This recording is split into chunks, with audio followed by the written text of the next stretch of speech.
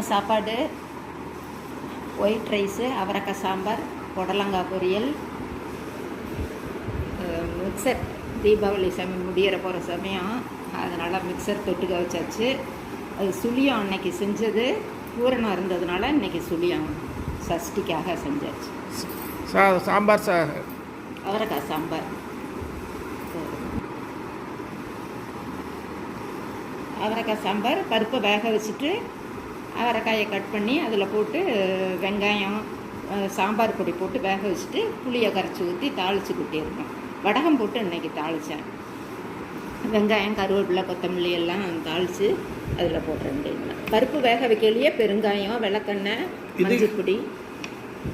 இது புடலங்காய் பொரியல் வெங்காயம், கடுகு, உளுந்தம்பருப்பு, கடலைப்பருப்பு, மிளகாய், இல்லாட்டினா மிளகாய் பொடி, நமக்கு எது இஷ்டமோ அது போட்டு கருவேப்பிலை போட்டு அதை அரைஞ்சி செய்ய வேண்டியது.